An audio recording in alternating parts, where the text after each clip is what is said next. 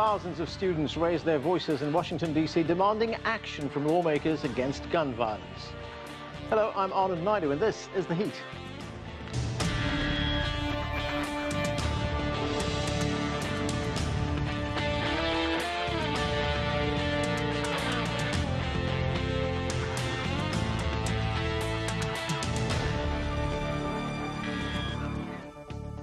Hundreds of thousands of students and their parents participated in the March for Our Lives rally in Washington, D.C. this weekend and in cities across the United States and around the world.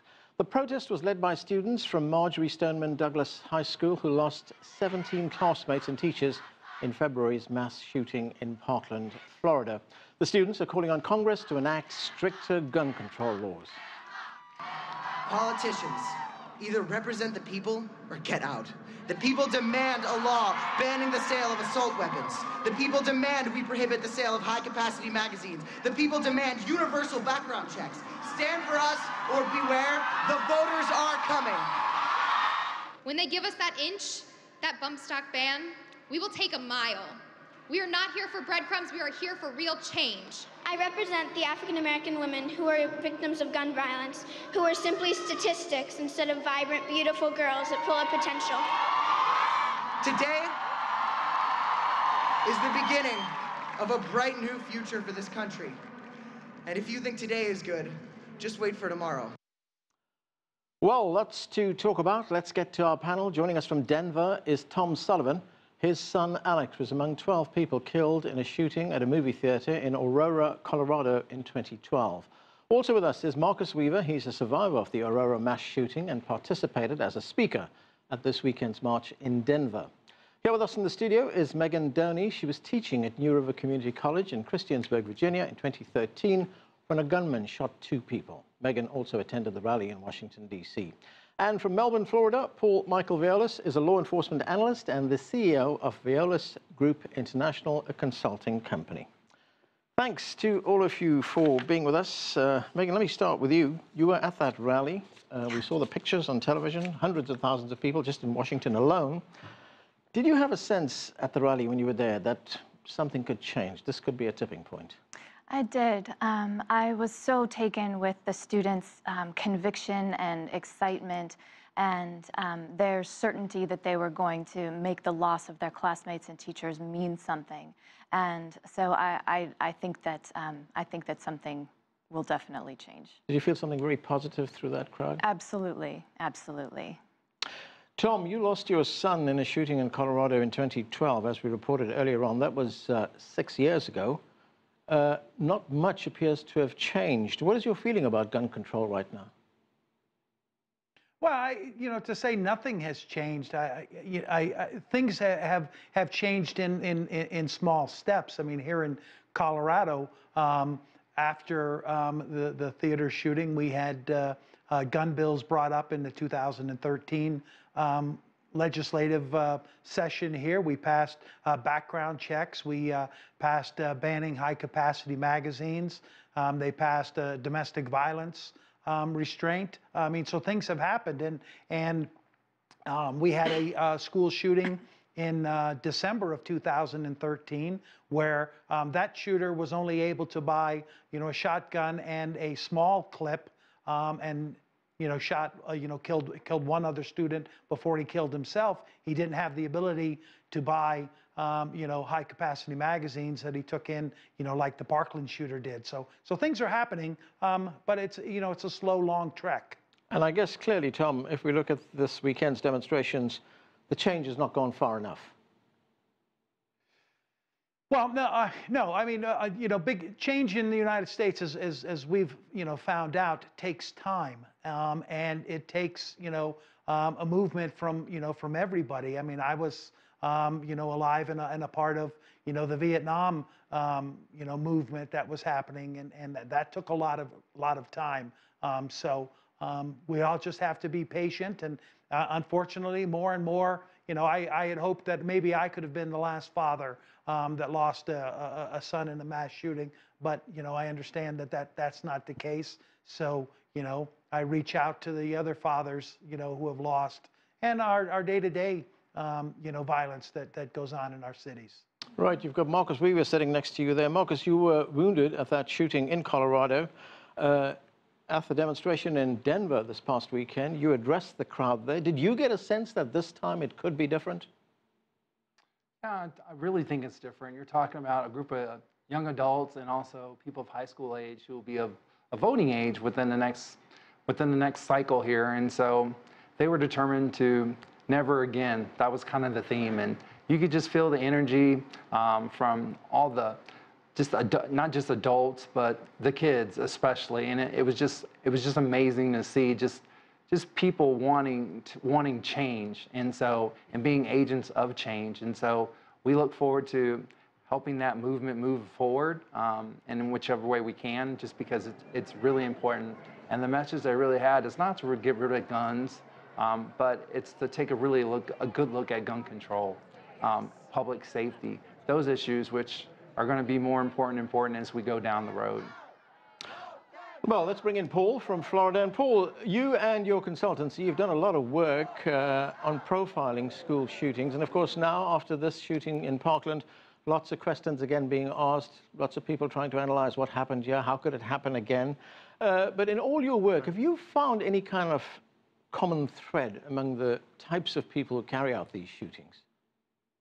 Yeah, there's absolutely no question about that. I've been working school shootings since the mid-'80s. And the individual that we were looking at then is the same individual we're looking at today. I clearly embrace what the students are doing today with respect to a brilliant example of exercising their First Amendment rights of freedom of speech. And they're sending a very, very positive message, a bunch of young adults, saying that these are things they won't tolerate. But we need to make sure they really don't want to take it too far to the point where they start desecrating things, because they're going to lose the veracity of the strength of their comments. The common thread here, the common denominator behind this is the individual. There's no question. Now, clearly guns involved, yes. But the common thread, the common ground that we have is the individual, the behavioral profile of the individual, and the violence continuum, or the behaviors that this individual will in fact display prior to an event such as this. If you look at Parkland, you could look at Aurora, we could cite as many cases as you want. Individuals like this will tell other people what they're going to do and how they're going to do it. We need to do a better job at addressing the problem and stop putting a Band-Aid on it. Well, we often hear this when it comes to terrorism cases, Paul. You've heard that expression, if you see something, say something. Right. But the problem is, though, and you and I have discussed this before, we need as government to do a better job to educate the American people as to what is something. If I see this, and I don't know that these behaviors will lead to this, then why is it on me to have to report it? Because I simply don't know. Let's take away the guessing game there. Let's put the onus back on the people that are going to see these behaviors and provide a channel of communication to the proper authorities where they can preemptively mitigate this. Megan, you know, the yardstick that's often used when people talk about change in gun control laws, the yardstick that is used is the Sandy Hook shootings, where there were preschoolers, 5- and 6-year-olds, were shot. And people often say, if nothing could happen then, how can we expect something to happen now? Well, if we look at this demonstration over the past weekend, the one that you were at, there were some very emotional moments, there were some very dramatic moments. Let's take a look at one of those moments.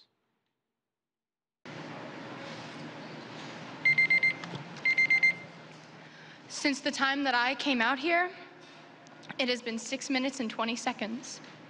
The shooter has ceased shooting and will soon abandon his rifle, blend in with the students as they escape, and walk free for an hour before arrest. Fight for your lives before it's someone else's job. That was high school student Emma Gonzales there. It's one thing, of course, to have all these hundreds of thousands of people taken to the streets demonstrating against the gun laws. It's another thing to translate that into meaningful change. And in many instances, that change is going to take place at the ballot box, isn't it? I think so. And I clearly, as Marcus mentioned, I think that these students know that they are going to be the ones voting in either, the next election cycle or in one after that. And this has clearly become for them an essential issue in their lives. How can they not be altered forever by the things that they've, witnessed? Tom, I'm wondering, to what extent, we see the NRA being targeted by many speakers, by many people. To what extent is the NRA the problem? Because the NRA is an organization that represents millions of gun owners around America, don't they? Yeah, that's right. And I mean, the initial, conversation, that we've heard about the NRA was that, they have all of these members, and we know there was a big change in the way that they approached. They used to be a gun safety and a training organization. A lot of people said the reason they joined is because of the benefits of being a member. Like, you're a member of AARP, you get discounts, at Dunkin' Donuts or something. That was the reason these people, belong to it. And they've, kind of weaponized, their membership, and they continue to, put out fear, and increase their anger that something is going to happen, to these people's firearms. And, that's clearly not the case. But if we look at it politically, Tom, recently there was a town hall meeting in Florida, and the senator from Florida, Marco Rubio, was at that town hall meeting. There were a lot of the students from the school that was involved at that meeting as well. And this was one of the exchanges at that meeting. Let's watch this. Senator Rubio, can you tell me right now that you will not accept a single donation from the NRA in the future?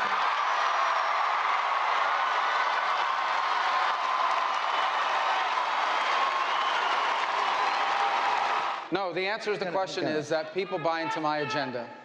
And I do support the Second Amendment. And I also support the right of you and everyone here to be able to go to school and be safe. And I do support any law that would keep guns out of the hands of a deranged killer.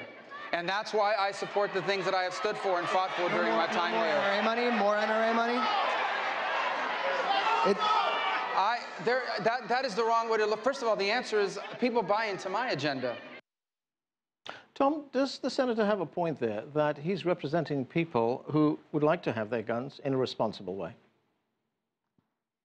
Well, yeah, he represents the entire state. I mean, here in Colorado, I've tried to have a meeting with my Senator Cory Gardner.